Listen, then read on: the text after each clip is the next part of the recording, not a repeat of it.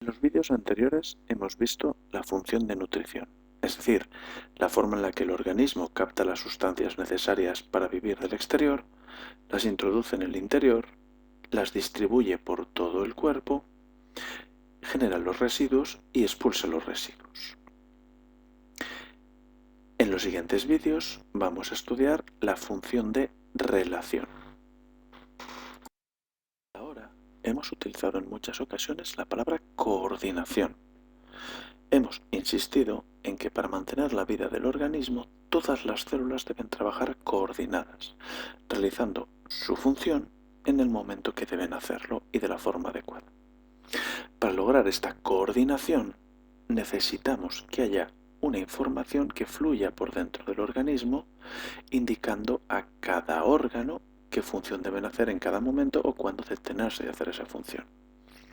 Pero claro, para mantener la vida, también es necesario obtener información del exterior, interpretarla y dar una respuesta adecuada. Por ejemplo, si un conejo ve que tiene un zorro delante, debe huir o esconderse para mantenerse con vida. Pues bien, esto es la función de relación. La función de relación consiste en captar información, ya sea del interior o del exterior del cuerpo, procesarla y elaborar una respuesta adecuada. Por ejemplo, si una persona ve un vaso de agua, esa imagen viajará hasta el centro de integración en el que se procesará y se dará la orden correspondiente a los músculos para beber ese agua. Pero para que esto ocurra, de dentro del cuerpo nos tiene que llegar la información de que necesitamos introducir agua.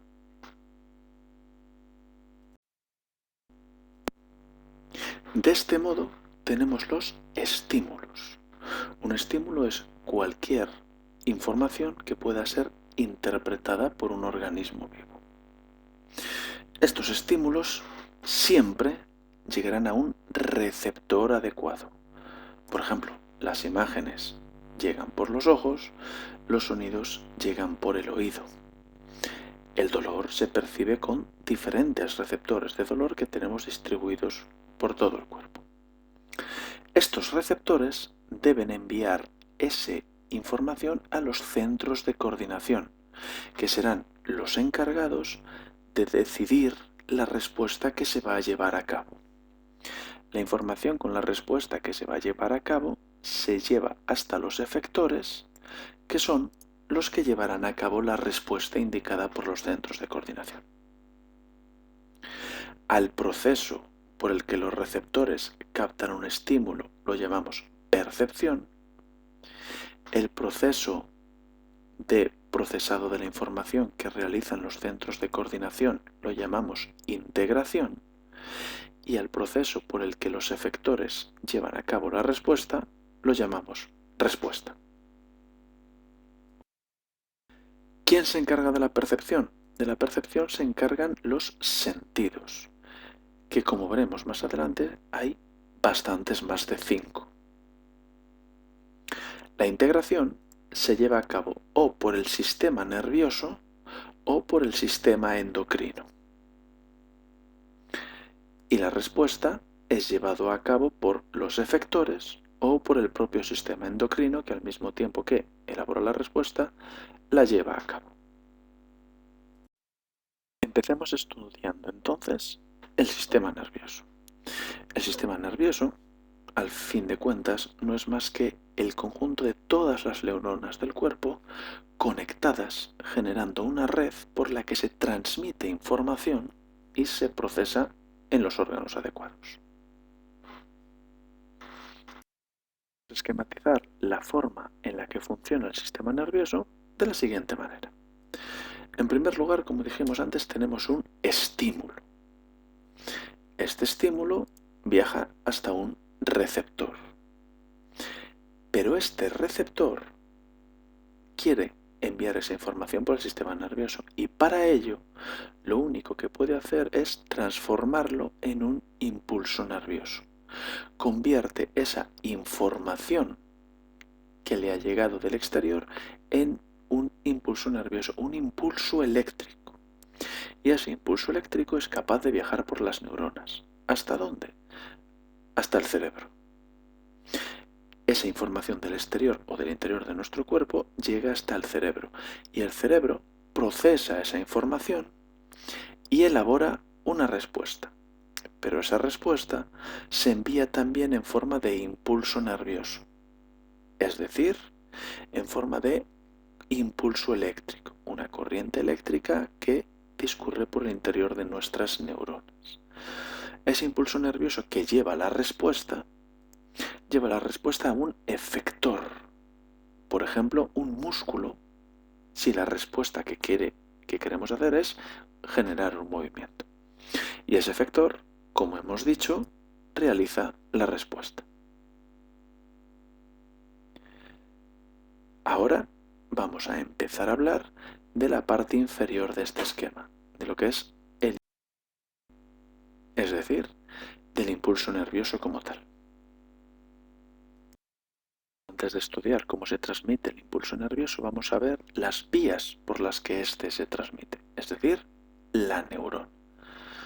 La neurona es una célula que, como se puede ver por la forma tan concreta que tiene y tan diferente del resto de células que hemos estudiado, es una célula altamente especializada, tanto que prácticamente ha perdido toda su forma.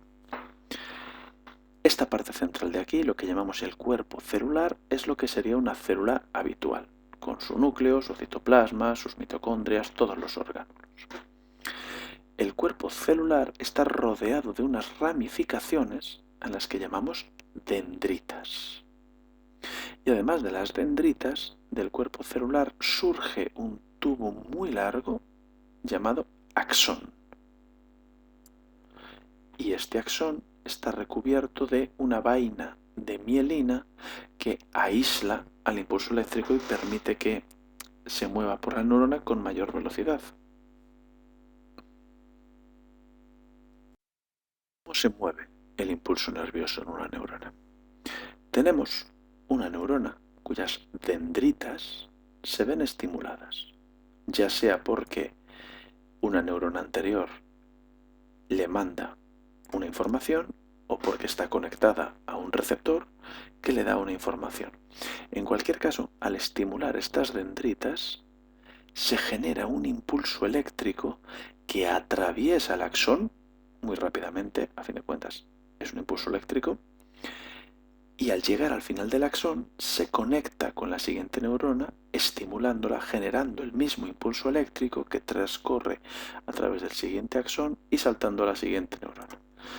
Es decir, el impulso nervioso siempre va en la dirección dendritas-axón. ¿Cómo se transmite el impulso nervioso entre dos neuronas? Lo primero que tenemos que tener claro es que las neuronas no están conectadas físicamente, sino que entre dos neuronas siempre hay un pequeño espacio que nuestro impulso nervioso tiene que saltar. Y al proceso por el que una neurona se comunica con otra enviando el impulso nervioso es lo que conocemos como sinapsis neuronal. Para que ocurra la sinapsis neuronal tenemos que distinguir las tres partes principales. Tenemos en primera instancia una neurona presináptica, que es la neurona que lleva el impulso nervioso. Tenemos un espacio intersináptico, que es el espacio que separa las dos neuronas, y tenemos una neurona postsináptica, que es la neurona que queremos que reciba el impulso nervioso para generar otra corriente eléctrica y continuar con el envío de información hasta donde tenga que llegar. Cuando el impulso nervioso llega al final del axón de la neurona presináptica, de la neurona que lleva el impulso nervioso, se liberan una serie de neurotransmisores que serán diferentes en función de qué sensación se esté queriendo transmitir o qué respuesta se quiera dar. Estos neurotransmisores llegan a la siguiente neurona y la siguiente neurona, al recibir estos neurotransmisores que son, repetimos, específicos de cada respuesta que queremos dar o de cada información que queremos enviar, genera un impulso eléctrico que codifica la misma información que trae esos neurotransmisores y por lo tanto la neurona anterior. Y de esta forma es la misma información la que va saltando de neurona a neurona. Y aquí cabe preguntarse, ¿por qué? ¿Por qué tantos millones de años de evolución nos han llevado a que las neuronas estén separadas y generar un proceso tan complejo y tan extraño? Pues fundamentalmente porque que las neuronas no se toquen físicamente genera dos beneficios. El primero de los beneficios es que si se rompe una neurona, si se destruye una neurona y hay que reemplazarla, puesto que no está conectada físicamente, esa conexión no queda destruida de forma permanente, sino que las neuronas se adaptan y pueden ocupar otra vez esos espacios vacíos.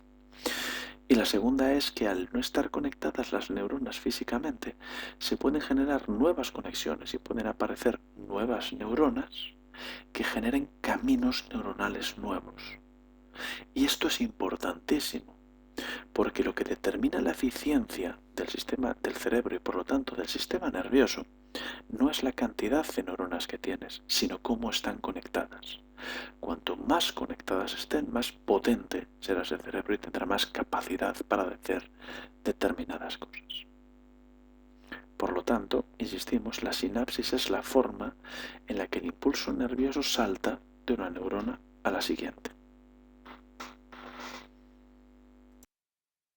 Habiendo explicado lo que es el impulso nervioso, cómo funcionan las neuronas, vamos al siguiente paso, que es hablar de la estructura que tiene el sistema nervioso.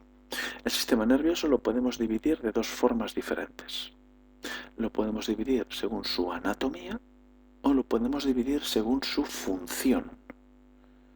Según su anatomía, es decir, según su forma, tenemos el sistema nervioso central, que es la médula espinal y el encéfalo, hablando a grandes rasgos, la cabeza y la columna vertebral, que como se puede ver están en el centro del cuerpo, y por otro lado el sistema nervioso periférico, que son los nervios que salen de la columna vertebral y del cráneo para ir conectando con todos los órganos y con todas las partes del cuerpo que es necesario.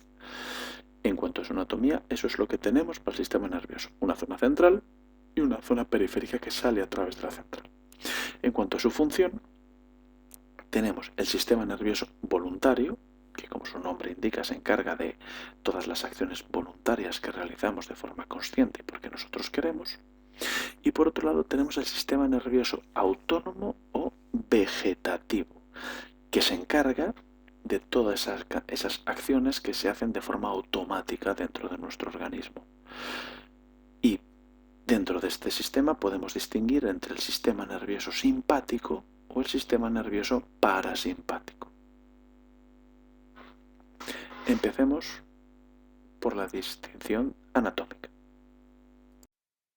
De esta forma nos encontramos con el sistema nervioso central, que, como habíamos dicho, consta de encéfalo en la parte superior y de médula espinal en la parte inferior. El encéfalo está compuesto de cerebro, cerebelo y bulbo raquídeo. Eso significa que el cerebro es una parte del encéfalo. Como se puede ver en el dibujo, lo que tenemos dentro del cráneo no es solo el cerebro, hay más cosas. Y la médula espinal la dividimos en dos partes, una vía ascendente y una vía descendente. La vía ascendente se encarga de enviar sensaciones desde los órganos hasta el cerebro para elaborar respuestas, hasta el encéfalo, perdón. Y la vía descendente se encarga de enviar las respuestas desde el encéfalo a los órganos correspondientes. Lo que tenemos en este dibujo es una vértebra. Toda esta zona de un color más o menos marrón son los huesos que, apilados unos encima de otros, nos generan la columna vertebral. Esta estructura de color rosado que tenemos aquí son los discos intervertebrales, son los discos que permiten que las vértebras se puedan mover y dan movilidad a la columna vertebral sin que se estropee. Y por último, aquí en esta estructura tan pequeñita, esto es lo que es la médula espinal. Por aquí es por donde circulan los nervios de la rama sensitiva y la rama motora. Y tenemos aquí por donde van saliendo los nervios del sistema nervioso periférico a través de la vértebra. En cuanto al encéfalo, como hemos dicho, se divide en cerebro, bulbo raquídeo y cerebelo. La parte delantera de la cabeza está por aquí, los ojos estarían por aquí, así que el cerebelo se encuentra en la nuca prácticamente y el bulbo raquídeo justo delante. Bien, hablemos ahora del encéfalo, en la parte superior del sistema nervioso central. Como hemos dicho, está compuesto de 3 partes: cerebro, cerebelo y bulbo raquídeo. El cerebro es un órgano que se encuentra en el interior del cráneo. Estructuralmente está separado en 2 hemisferios, son 2 masas, que en realidad están comunicadas entre sí y no son independientes la una de la otra. El cerebro además tiene unas circunvoluciones, unas arrugas en su superficie que, del mismo modo que los repliegues del intestino delgado permitían al intestino delgado tener más superficie para ser más eficiente, las circunvoluciones del cerebro permiten meter más neuronas en el mismo espacio y de esta forma hacer el cerebro más eficiente. Además, está compuesto de una sustancia gris por la parte exterior del cerebro y una sustancia blanca en el interior. Además, y muy importante para el cerebro, sobre todo para el cerebro humano, es la corteza cerebral. Además del cerebro, tenemos el cerebelo. El cerebelo recibe la información del equilibrio de los músculos y de las articulaciones. Y las respuestas que genera el cerebelo se encargan sobre todo de mantener el tono muscular y de coordinar actividades como por ejemplo caminar, en la que hay que coordinar muchas actividades al mismo tiempo. En última instancia tenemos el bulbo raquídeo que controla procesos no conscientes.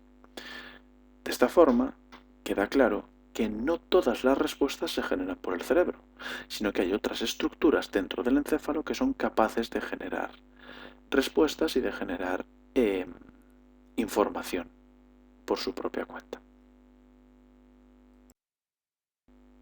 Como hemos dicho, la corteza cerebral es importantísima dentro del cerebro. La corteza cerebral es una capa de unos 2 milímetros de grosor, que es la capa exterior del cerebro. Es la capa exterior ya que evolutivamente es la última que se ha formado y por lo tanto queda en el exterior. Esta capa de 2 milímetros de anchura se encarga de las actividades conscientes, del movimiento voluntario, del razonamiento, de las emociones y de la memoria. Es decir, de todo lo que consideramos actividades mentales superiores. Además, esta corteza cerebral está dividida en áreas sensoriales, que son las áreas que se encargan de recibir la información de los sentidos, es decir, cuando tus ojos perciben una imagen, esa información va al área sensorial de la visión y es donde se interpreta y se genera la imagen.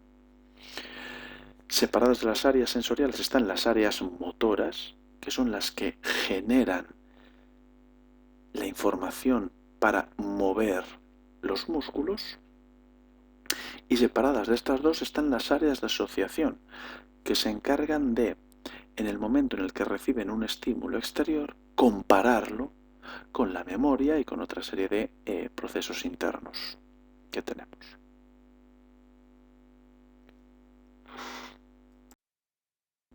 Para acabar este vídeo vamos a hablar del sistema nervioso periférico. Habíamos dicho que el sistema nervioso periférico son los nervios que salen del sistema nervioso central. De esta forma distinguimos 2 zonas en el sistema nervioso periférico. Por un lado tenemos los nervios craneales, que son una serie de nervios, por razones obvias, muy cortos, que salen del cerebro atravesando el cráneo a toda la zona de la cabeza. En estos nervios craneales distinguimos fibras sensitivas, que son los nervios que se encargan de llevar información de los sentidos y de la piel al cerebro, las fibras motoras, que son las que se encargan de llevar las respuestas que se elaboran en el cerebro, en el encéfalo, hacia los efectores musculares correspondientes de la cabeza, y las fibras mixtas, que son una serie de nervios que realizan las dos funciones, tanto llevan información de sensaciones como devuelven información motora. Y por otro lado tenemos los nervios raquídeos, que son los nervios que salen de la columna vertebral, que por motivos obvios son mucho más largos que los de los nervios craneales. En el caso de los nervios raquídeos solo tenemos dos ramas: la rama sensitiva, que envía información de sensaciones desde los receptores hasta el encéfalo, y la rama motora, que envía respuestas de movimiento a los músculos adecuados. Y con esto terminamos el primer vídeo del sistema nervioso. En el siguiente vídeo empezaremos hablando del sistema nervioso vegetativo.